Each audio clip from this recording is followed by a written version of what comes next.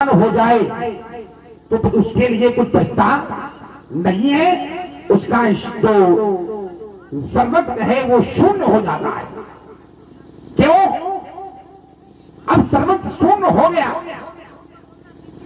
जैसे सर्वत्र शून्य हुआ तो कहा कि कर्म जो करता है, कर्म करने वाले को फल प्राप्त होता है। पूछ सकते हैं संसार जानता है? बोलो भाई, संसार जानता है कि नहीं जानता? संसार जानता है कि जो जैसा कर्म करता है उसे वैसा ही फल प्राप्त होता है। लेकिन अगर कोई अच्छा व्यक्ति हो और अच्छे व्यक्ति की दृष्टि में अगर अच्छा कार्य हुआ भी है और उसको नहीं पता है तो फिर किसी से पूछना क्या गलत है? मैंने राजा जनक से पूछा, उत्तर नहीं मिला। इनके भैया से पूछा, इनके भैया से उत्तर नहीं मिला। राजा जनक से पूछा, किसी से उत्तर नहीं मिला। तब हमारी घोषणा हो गई, सो मिल गांव पे आई समाजा, नृत्य मारे गई है सब। राजा अगर वो अलग ना हुआ तो फिर ये राजा मारे जाएंगे। अभी मिथिला समाज के अंतर्गत मेरी घोषणा चल रही है, अभी यहाँ से चले नहीं गए हैं। तो आप हमारे ऊपर यह कह सकते हो कि जो जैसा कर्म करता है, चलिए कर्म को तुम्हारे जाके लेते हैं, कर्म को तुम्हारे जाके लेते हैं। आपने कहा कि जो जैसा कर्म करता है उसे वैसा ही फल मिलता है। अगर धनुष तोड़ने वाले ने अच्छा कर्म किया होगा उसे अच्छा मिलेगा, और उसने अगर बुरा कर्म किया होगा तो उसे बुरा मिलेगा। आपने कहा कि उसका जो कर्म है वो धर्म में बदल गया। इस बात पर मैं पुनः विचार करने लगा। जो उसका कर्म है वो धर्म में बदल गया, या कैसे हो सकता है? किसी का कर्म धर्म में ऐसे परिवर्तन नहीं हो सकता कुमार। अगर कोई कर्म करता है, अगर कर्म को ऐसे धर्म में परिवर्तन कर देगा तो फिर उसका जीवन सफल नहीं होगा, जब तक उसको कोई जांचेगा नहीं तब तक। अभी हमारे द्वारा जब तक वो जांचा नहीं जाएगा, अभी वो हमसे छोटा है मिथिला में, और मिथिला समाज के अंतर्गत मैं ब्रह्मा की सृष्टि में खड़ा हूं। तो मैं ब्रह्मा की सृष्टि की ही बात करता हूं। ब्रह्मा की सृष्टि में मैं खड़ा हूं। माया, ब्रह्म, जीव, जगदीशा, लक्ष्य, उलक्ष्य, अवनीशा, ये ब्रह्मा की सृष्टि है। और ब्रह्मा की सृष्टि में मैं खड़ा हूं तो ब्रह्मा की सृष्टि में अभी वो छोटा है। जब तक वो हमारे द्वारा प्रमाणित नहीं किया जाएगा तब तक उसका कोई कर्म नहीं मजबूत होगा, उसका कोई धर्म नहीं मजबूत होगा। जब तक हमारे द्वारा प्रमाणित नहीं किया जाएगा तब तक। आपने कहा कि संसार ने जाना है। भाई संसार ने कुछ भी जाना हो लेकिन हमने तो नहीं जाना। संसार ने कुछ भी जाना हो लेकिन हमने तो नहीं जाना। और जब हमने नहीं जाना तो सहस्रबाहु समशोरित मोरा, जिसने भी भगवान शंकर के पावन प्रागज्यों का खंडन किया है वो मेरा वांछित नरेश शास्त्राभाव के समान बैरी है। क्यों? मैंने नहीं जाना। अगर उसका कर्म मजबूत होता तो उसे संसार की संस्कृति ज्ञात होती। जिस समय इस सृष्टि पर त्रिपुरासुर का अत्याचार हुआ उस समय परम पुत्री परमसिद्ध धीच की पत्नी शुभेच्छा गर्भवती थी, और इसी समग्र वेला में परम पुत्री परमसिद्ध धीच ने अपनी पत्नी शुभेच्छा को अपने आश्रम के अंदर करके अपने शरीर का प्राणायाम कर दिया। तो परित उसने किया है कि परित इसने किया? परित उसने किया है, तोड़कर पृथ्वी पर डाल दिया गया है। इसलिए हमारा और भी विरोध। ब्रह्मा की सृष्टि के 3 नियम हैं। बोलो भाई, ब्रह्मा के सृष्टि के 3 नियम हैं। जन्म, मृत्यु और मृत्यु के बाद 3 नियम है। 3 नियम में से कोई भी नियम नहीं अपनाया गया। एक भी मैं कह दूं ये सचल प्रयाग है, और सचल प्रयाग में तुम्हारे पिता का मन हो जाए या तुम्हारे पिता का मन हो जाए और कह दो यहीं पड़े रहो, देखे मुक्ति मिल जाए। भाई कैसे मुक्ति मिलेगी?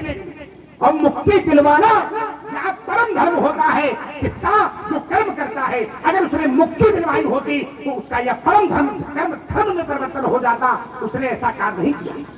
उसने तोड़ के पृथ्वी पर डाल दिया है। इसलिए हमारा सुर हो राम जय शिव तोरा सहस्रा संशोधित मोरा, इसलिए हमारा वो शत्रु है।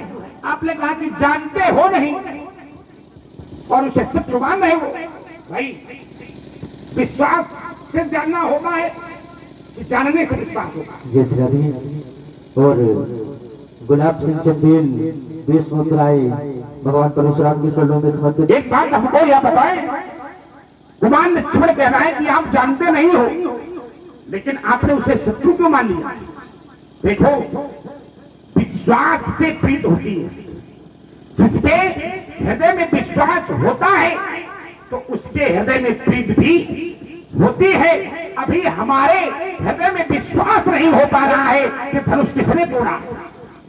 भाई मैं शिष्य हूं, श्रद्धा विश्वास भवानी शंकरों वंदे श्रद्धा विश्वास रूप। हमारे गुरु बाबा माता पार्वती श्रद्धा और विश्वास के स्वरूप हैं। मैं उनका शिष्य हूं, और जब हमें यह ज्ञात नहीं हो पा रहा है कि धनुष किसने तोड़ा है, तो फिर मैं उसे कैसे उससे प्रीत कर लूं?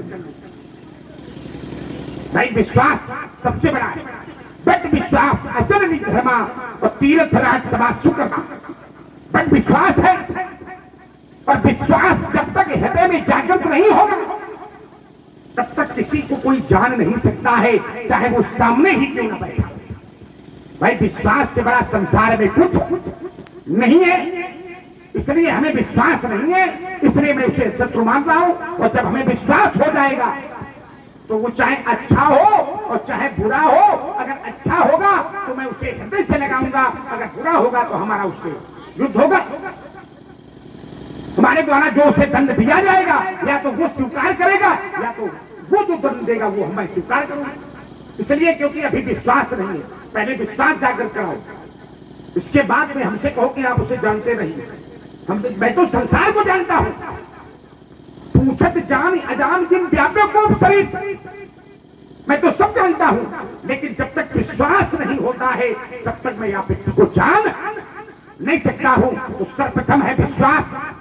अगर विश्वास हो तुम्हारे अंदर कि नहीं इसी ने कार्य किया है, तो वही विश्वास हमारे अंदर जागृत कराओ कि नहीं इसने कार्य की जाने पिन न हो प्रतीति, और पिन प्रतीत हो नहीं।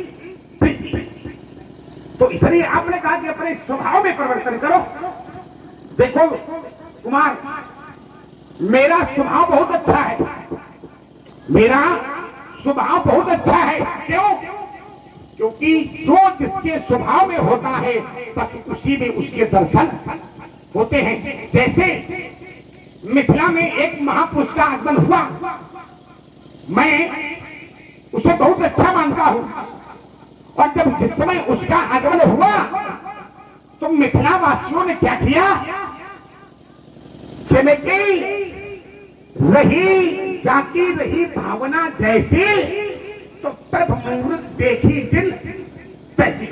जिसकी जैसी भावना है उसको उसी भावना से वह व्यक्ति देख रहा है। अब हमारे स्वभाव में तो वैसे ही हमारा स्वभाव है, जय स्वभाव चितवई हित जानी। जिसकी तरफ मैं देखता हूं अपने स्वभाव से, जय स्वभाव चितवई हित जाने, सो जाने जनो आए वो हुटानी।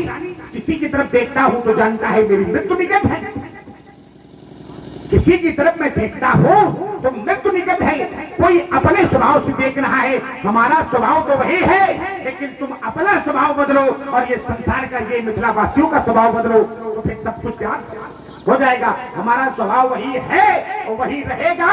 क्रोध ही हमारा आभूषण है, क्रोध ही हमारा आभूषण है। तो मैं अपने स्वभाव से कभी वंचित नहीं हो सकता हूं। आपने कहा कि क्रोध से अगर कोई कार्य बना हो, क्रोध से भी कार्य बना। महाराज सगर के 60,000 पुत्र थे, और महाराज सगर के 60,000 पुत्रों को किसने जलाया? किसने जलाया? कपिल मुनि ने। और कपिल मुनि ने जब 60,000 पुत्रों को जला के भस्म कर दिया तो माता गंगा सृष्टि पर आई।